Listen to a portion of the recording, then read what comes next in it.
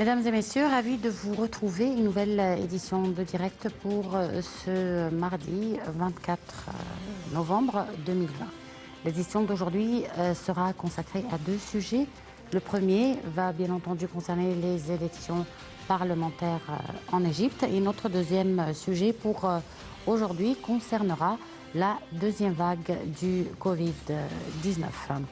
On va commencer avec les législatives puisque l'autorité nationale des élections, sous la présidence du conseiller Lachine Ibrahim, a annoncé hier le lancement du second tour de la première phase des législatives 2020.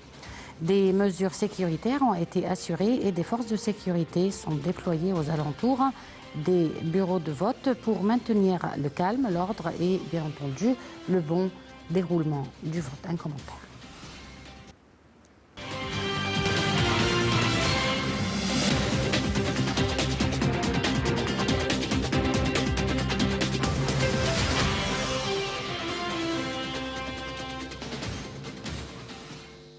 L'autorité nationale des élections sous la présidence du conseiller Lachine Ibrahim a annoncé le lancement du second tour de la première phase des législatives 2020. Les bureaux de vote ont ouvert à 9 h pile du matin et les électeurs ont eu droit de voter jusqu'à la dernière heure fixée mardi. Les électeurs, dont 13 gouvernorats de la première phase, ont afflué aux urnes dès les premières heures du matin sans aucun obstacle. Tout s'est déroulé dans le calme et la régularité, affirment les responsables qui ont souligné que les chefs des sous-comités électoraux se sont assurés que les candidats avaient enlevé toutes les pancartes et banderoles de propagande électorale. Les autorités se sont également rassurées du respect des mesures préventives dans les bureaux de vote. Les gestes barrières ont été minutieusement appliqués et l'on tenait à respecter la distanciation physique entre les électeurs. La priorité d'accès aux urnes est accordée aux personnes âgées et les présidents des comités incitent les électeurs à porter les masques et à utiliser les désinfectants et les gants. Le second tour de la première phase des législatives se déroule dans 13 gouvernorats, à savoir Gizeh, Fayoum, Beni Souef, Minya, Assiout, El-Wadi El-Gadid, Sohag, Qina, Luxor, Assouan, Alexandrie, Behira et Matrouh, tandis que la mer Rouge a déjà tranché sous les sièges dès le premier tour. Des mesures sécuritaires ont été assurées et des forces de sécurité sont déployées aux alentours des bureaux de vote pour maintenir le calme, l'ordre et le bon déroulement du vote. Le plan de sécurisation s'étend pour assurer la protection des installations publiques vitales et importantes. Des forces de déploiement rapide sont également disponibles pour faire face à n'importe quelle. Et nous revoilà de retour et nous avons en ligne M. Taïmour Mostafa Kamel, président de l'Association égyptienne des juristes francophones. Bonsoir. M. Taïmour Mostafa Kamel, vous m'entendez? Bon, on va passer à un autre reportage, mais cette fois qui concerne notre deuxième volet pour ce soir, qui concerne la deuxième vague du Covid-19, évoquant la conjoncture locale relative au Covid-19. Le président Abdel Fattah al-Sisi, depuis sa prise de responsabilité il y a 6 ans, a accordé une grande importance au secteur de la santé, car c'est l'un des dossiers les plus importants pour le citoyen égyptien. Le chef de l'État a lancé des initiatives pour préserver la santé du citoyen égyptien et le dossier de la santé est devenu un témoin du grand développement qui a touché tous les domaines vitaux. Donc on verra tout à l'heure ce reportage, mais je pense qu'on a réussi à avoir l'appel. Bonsoir. Bonsoir. Alors, nous avons en ligne M. Taïmour Mostafa Kamel, président de l'Association égyptienne des juristes francophones. Alors, comme on vient de le voir, débute actuellement le second tour de la première phase des élections parlementaires en Égypte. Est-ce que vous pouvez nous expliquer un petit peu ce processus? Et c'est quoi un deuxième tour d'une première phase?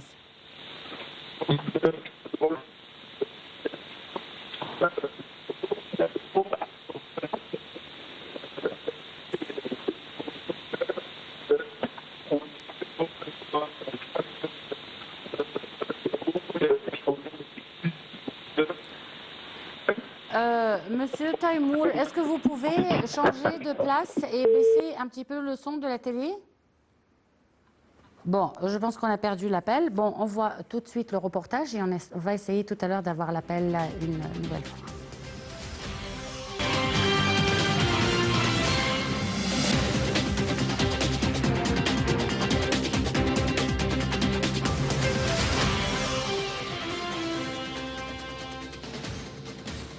L'élimination des listes d'attente est l'un des défis sanitaires les plus importants auxquels est confronté le gouvernement égyptien, ce qui a obligé le président Abdel Fattah el-Sisi à intervenir personnellement pour l'éliminer.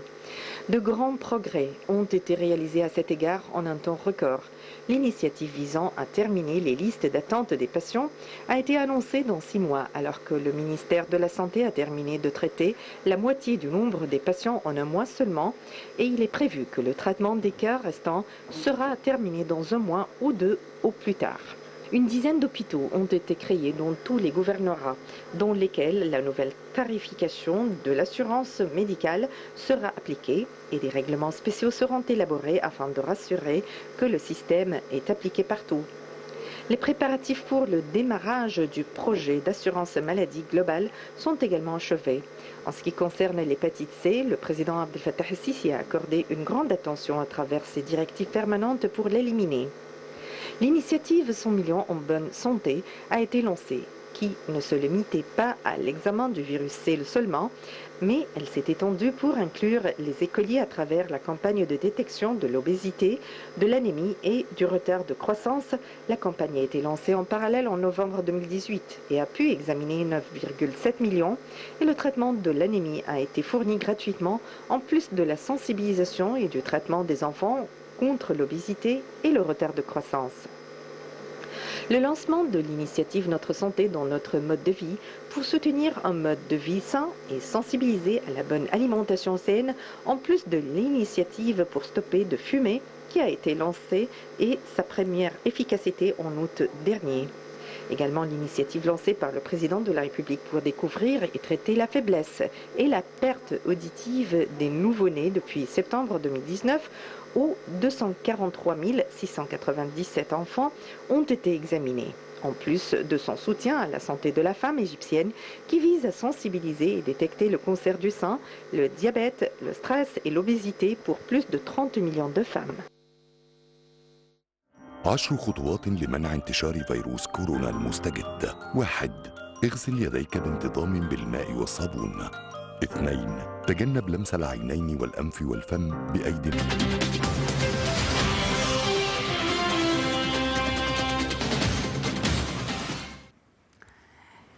Et nous revoilà et cette fois on va essayer de reprendre l'appel une fois de plus et j'espère qu'on va l'avoir.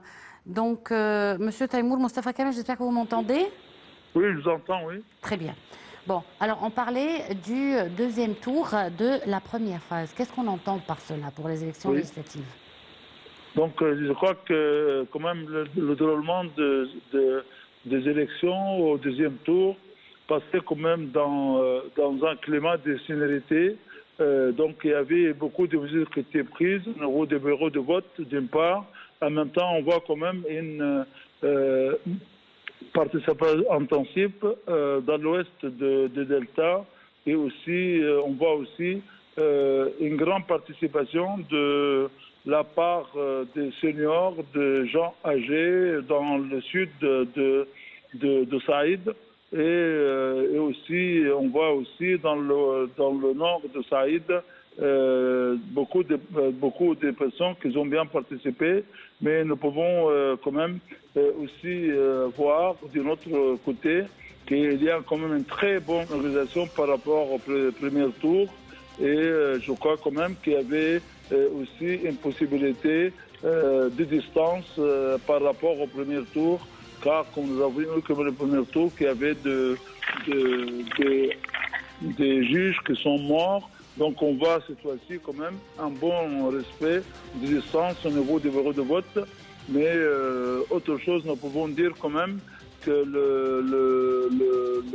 l'autorité électorale, la haute autorité électorale a bien fait une conférence de presse pour donner et informer d'une part les candidats et aussi les participants, c'est-à-dire pour avoir la possibilité ou faciliter leur tâche de donner leur voix au niveau du bureau de vote. Mais je pense quand même que d'ici 3 jours, il y aura le résultat des élections. Nous pouvons témoigner un effort considérable de la part de l'autorité, la haute autorité électorale, et d'autres aussi, un effort aussi de la part du ministère du développement local au niveau des élections. Mais la participation aussi des observateurs internationaux montre bien quand même que l'Égypte, comme un pays démocratique, a ouvert aussi la possibilité d'un part observateurs internationaux d'un part, d'autre part aussi à la presse internationale pour témoigner que les élections sont transparentes, ils ont passé dans un climat très serein. Reste par la suite la possibilité de travail parlementaire, et je pense que les deux chambres, le Sénat d'une part, les chambres représentantes d'autre part, pouvaient faire une synergie de travail qui peut permettre de faire une stratégie qui permet de montrer les priorités de l'Égypte vis-à-vis des nouvelles lois, et en même temps peut-être un travail beaucoup plus intensif sur le contrôle politique des représentants de Parlement sur le pouvoir exécutif. Et j'espère qu'il y aura vraiment une vraie synergie entre les deux chambres afin qu'il y aura un choix de priorité des projets de loi qui présentent la priorité et l'aspiration de la population égyptienne, soit en matière d'éducation, soit en matière de santé, et soit aussi des projets de loi qui peuvent encourager les jeunes et aussi faciliter leur tâche d'avoir la chance d'avoir un travail dans les années à venir. Je pense que l'État égyptien, en tant que qui a choisi le choix de la mise en place d'institutions démocratiques, peut répondre aux aspirations, pas simplement des jeunes, et aussi de la femme égyptienne qui a montré sa volonté de participer activement aux élections parlementaires. D'accord. Monsieur Taïmoun Moustapha Kamel, je vous remercie beaucoup pour cette intervention. Vous êtes président de l'Association égyptienne des juristes francophones. Et donc, on va passer à notre seconde partie pour cette édition de direct qui concerne bien entendu la deuxième vague du Covid-19. Et pour vous parler de cela, nous avons le plaisir d'avoir avec nous Dr Meghed Abdallah, chef du département de cardiologie à l'hôpital de Mataria. Nous sommes ravis de vous avoir avec nous. Merci, madame. On va voir tout d'abord un reportage concernant justement la situation actuelle du Covid-19, où le Premier ministre, Dr Mostafa Madbouli, a renouvelé les mises en garde contre la négligence de certains citoyens, affirmant la nécessité de respecter les mesures préventives afin d'arrêter la propagation du virus. Ces mesures doivent être strictement appliquées dans les différents lieux de travail, d'autant plus que la deuxième vague du virus est plus étendue et plus dangereuse. C'est alarmé le Premier ministre. Un reportage.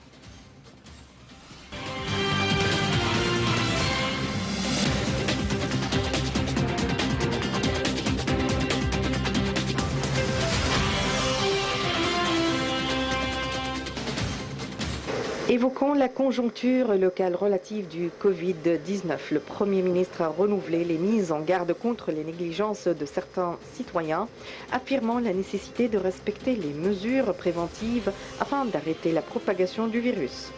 Le Premier ministre a instruit de diriger des campagnes fermes dans les différents lieux pour faire appliquer les sanctions décidées contre tout lieu ne respectant pas les mesures décidées. Selon le docteur Madbouli, chaque lieu de travail est libre de décider les modalités de travail d'après la nature du lieu et le nombre de travailleurs sans pour autant affecter les services assurés aux citoyens. Parallèlement, le Premier ministre a assisté lundi à la signature d'un protocole de coopération entre le ministère de la Santé et l'autorité égyptienne pour l'achat unifié et les fournitures médicales portant sur la régularisation des achats d'équipements, le matériel et de médicaments par le ministère en fonction de ses besoins. Cet accord a pour but de répondre efficacement aux besoins des hôpitaux relevant du ministère de la Santé et y assurer la régularité du rythme du travail, a déclaré le porte-parole du Conseil des ministres Nader Saad. D'autre part, la ministre de la Santé et de la Population, Hala Zeid, a déclaré qu'un stock suffisant de médicaments est disponible pour faire face à une deuxième vague du coronavirus. La déclaration de Mme Zeid est intervenue lors d'une réunion dimanche en vue de faire le point sur les fournitures médicales. Les responsables concernés ont participé à cette réunion en vue de revoir la réserve stratégique de matériel et de médicaments à l'échelle nationale, notamment les médicaments du protocole thérapeutique, ceux des urgences ainsi que le matériel médical et de protection. C'est ce qu'a déclaré le porte-parole du ministère, Khaled Miguel.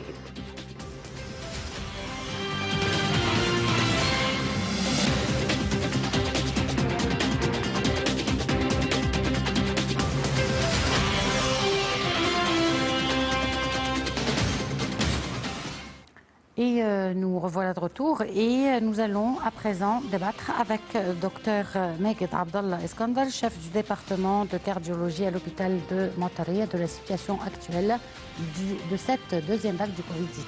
Alors comment s'annonce-t-elle, du moins en Égypte? Elle s'annonce assez forte quand même. Et l'important, c'est que le public n'en tient pas compte. Pour une grande partie des gens dans la rue, ils ne se rendent pas compte de la gravité du cas. Et ils vivent leur vie normalement, sans aucun moyen de protection, ni pour eux, ni pour ceux qui les entourent.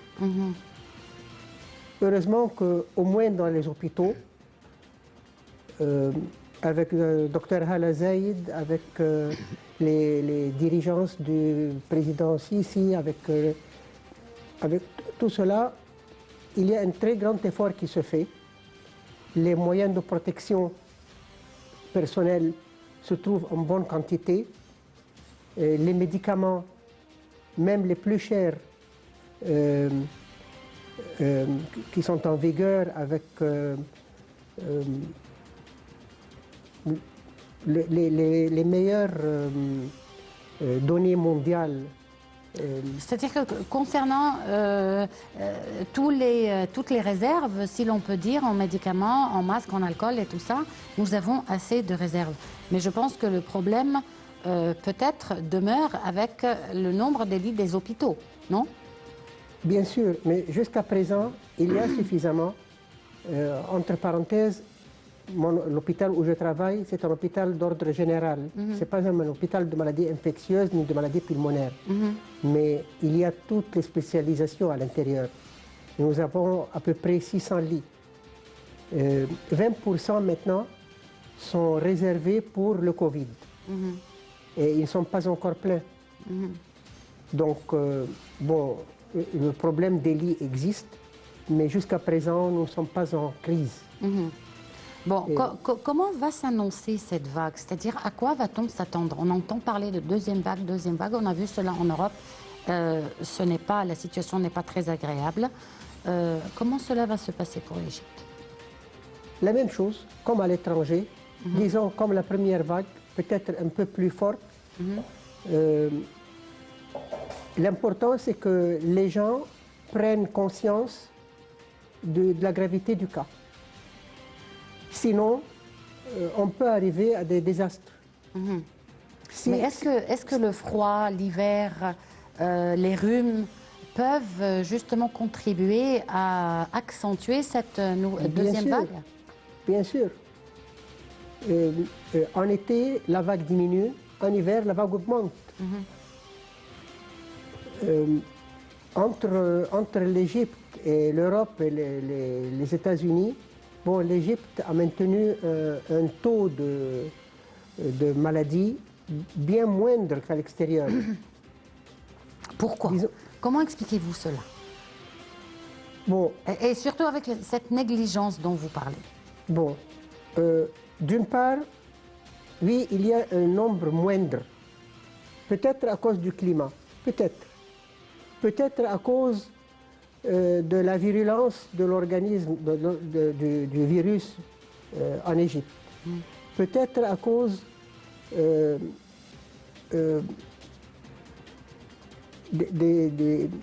y a des virus qui sont groupés par groupe, ils ont une nomination. Donc, il se peut que le virus qui se trouve en Égypte ne soit pas le même qui se trouve à l'extérieur. D'autre part, le nombre qui est, divulgué... Excusez-moi juste pour ce point. Ce virus qui existe en Égypte, c'est bien le coronavirus ou le Covid-19. C'est ça. Qui est venu de l'extérieur Oui. pour l'Égypte. Donc quand il arrive en Égypte de l'extérieur, est-ce qu'il subit une certaine mutation, par exemple? Et justement, c'est ce que je veux dire. Oui. Qu'il y a plusieurs séries, plusieurs genres, il y a plusieurs mutations. Il se peut que le virus qui se trouve chez nous soit d'une mutation spéciale qui est moins nocive ou bien qui se propage moins vite que les autres. Mais il y a aussi un point essentiel, que beaucoup de gens ne font pas le test du Covid. Les nombres qui sont divulgués, ce sont les nombres des personnes qui ont été positifs lorsqu'ils ont été testés pour le Covid. Oui, Bon, si je ne suis pas testé, je ne suis pas parmi ce nombre-là. bien sûr. Alors que beaucoup de personnes sont traitées soit par téléphone, soit seulement en faisant un test un TAC pulmonaire. Et en le faisant, la personne est positive. Donc pas besoin de continuer tous les autres tests.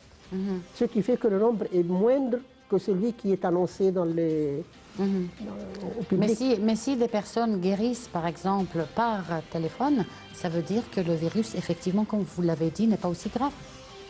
Elles n'ont pas besoin d'être hospitalisées, puisque si une fois hospitalisées, elles feront partie des chiffres officiels. Justement. Mais le Covid en général, disons 90% des cas du Covid peuvent être traités simplement comme un simple rhume, comme une simple grippe. 10% sont plus virulents, sont des cas plus sérieux. Mais ça, c'est le cas pour n'importe quelle bronchite ou n'importe quel coup de froid aussi, n'est-ce pas? Donc pourquoi toute cette terreur concernant le Covid-19? Parce que la mortalité dans le Covid-19 est plus grande que celle qu'on voit pour la grippe. Je ne dirais pas pour l'influenza. Hein? La flux avienne et porcine, bon, c'est autre chose. Mais il y a un vaccin, du moins. Et c'est pour ça que nous ne voyons pas beaucoup de décès pour cette grippe avienne ou cette grippe porcine. Mais pour le Covid, il n'y a pas de vaccin. Et nous... c'est surtout la résistance personnelle, l'immunité personnelle de l'individu qui décide où sera la fin.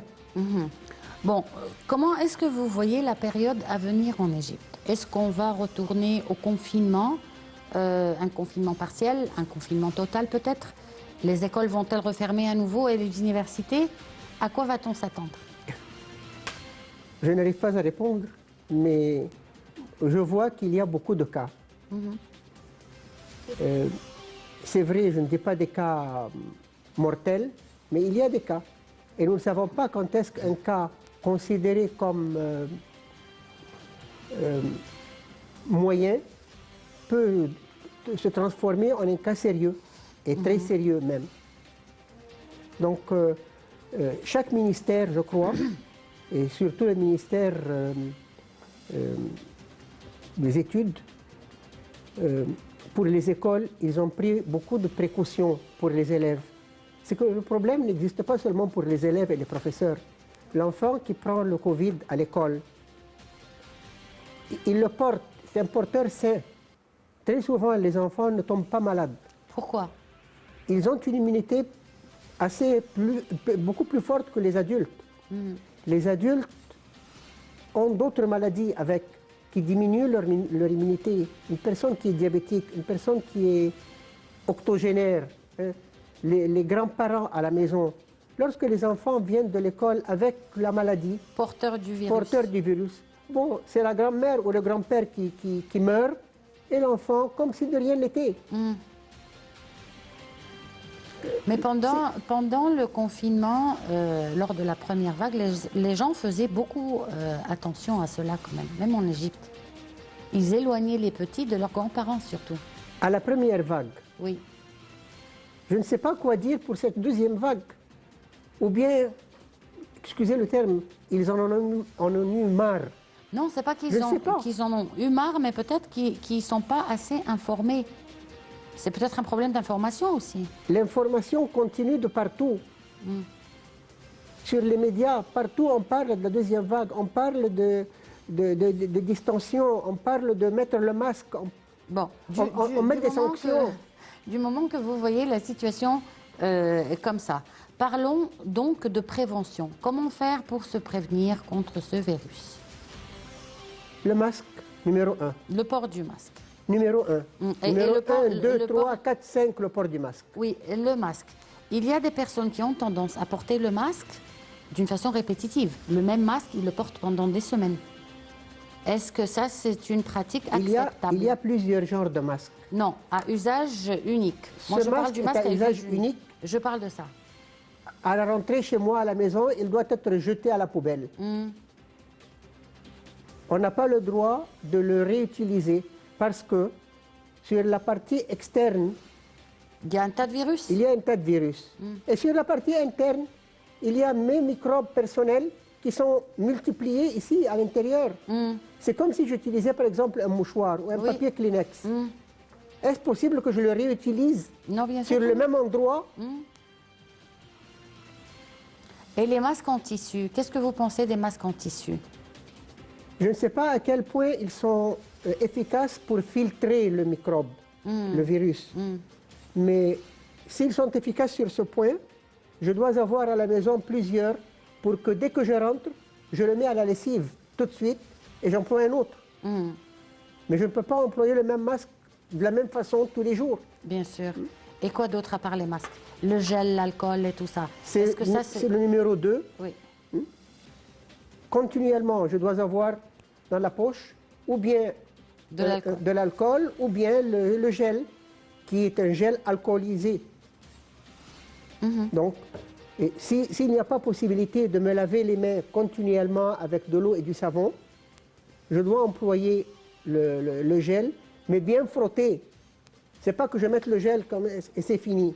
Il faut bien frotter, bien nettoyer. Ou bien le gel ou bien l'alcool.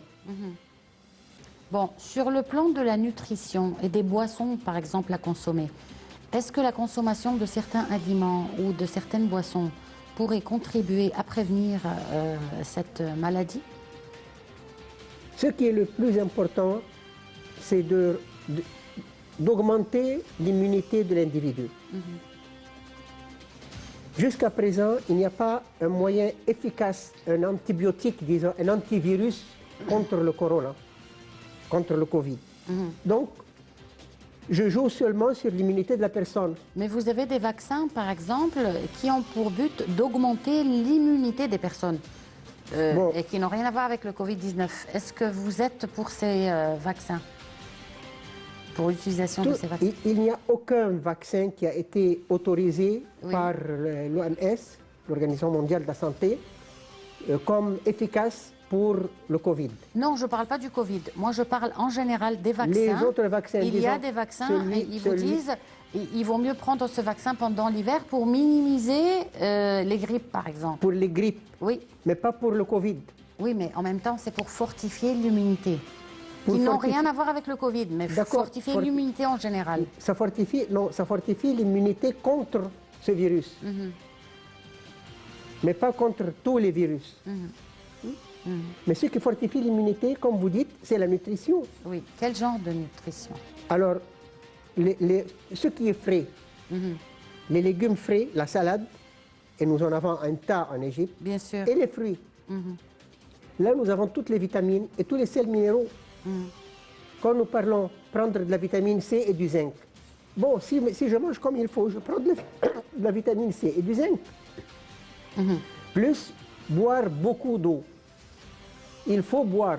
Il ne faut jamais être en déshydratation. Et faire du sport aussi peut-être?